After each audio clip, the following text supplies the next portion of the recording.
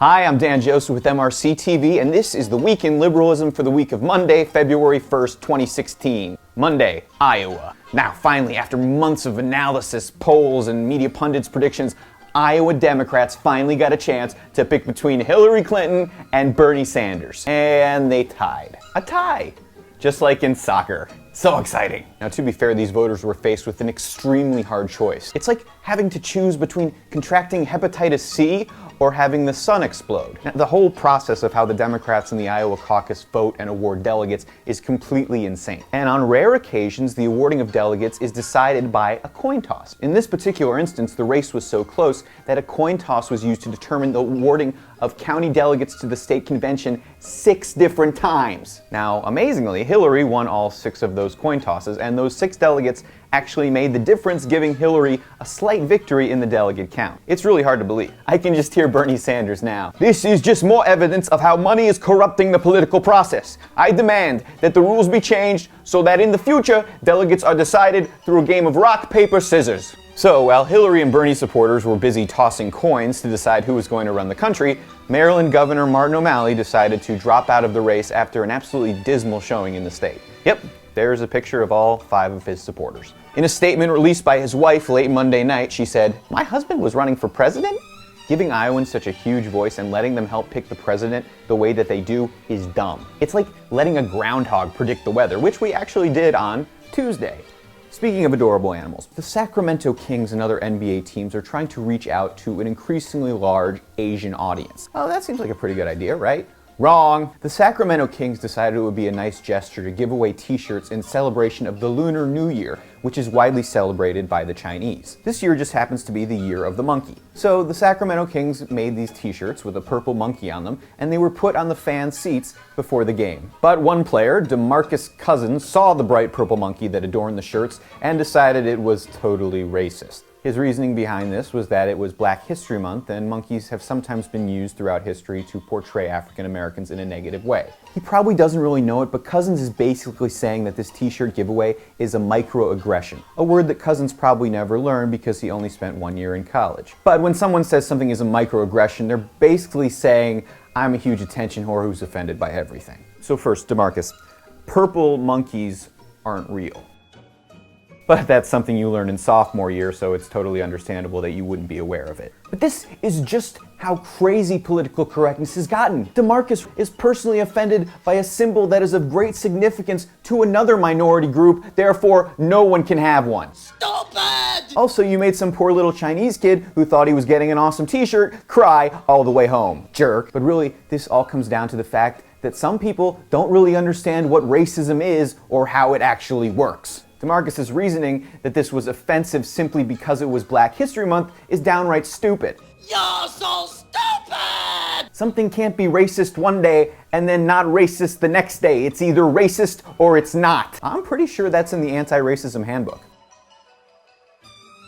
Wednesday. People know about the federal government in Washington, D.C., but most Americans really don't understand how the local government here in D.C. works. It doesn't. The local leaders in D.C. are completely incompetent, and that's why the federal government maintains a lot of control over the city. The completely democratic D.C. City Council just voted to pay people not to commit crimes. Did not make that up. This brilliant move was a response to the fact that the city experienced a 54% increase in homicides last year. Although I can't imagine why. Black Lives Matter!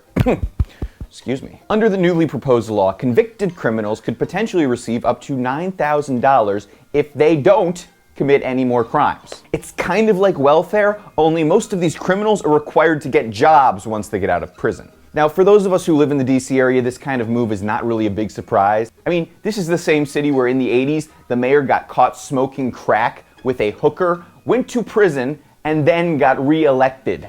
Yeah, let's give these guys statehood. While we're at it, let's give Bill Cosby a job bartending at the Miss America pageant. Seriously though, if Hillary becomes president, doesn't she already have enough money? Does she really need this extra cash? Speaking of Hillary, the Iowa Democratic Party has flip-flopped on who won the coin tosses that decided the delegate count in Monday's caucus. In the wake of widespread and totally deserved mockery, the party is now saying that Sanders actually won some of the coin tosses. Should I believe the Iowa Democratic Party? Thursday. Here's a teachable moment from Hillary Clinton's press secretary, Brian Fallon. Would Hillary Clinton call herself a liberal?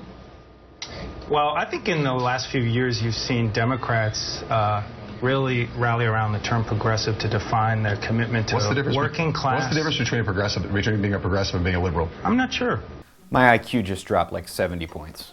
To the left, the word liberal is like the word Voldemort is to wizards. But isn't that amazing? If something becomes incredibly unpopular like liberalism did after the 1960s, we can just change the term and everything is fine.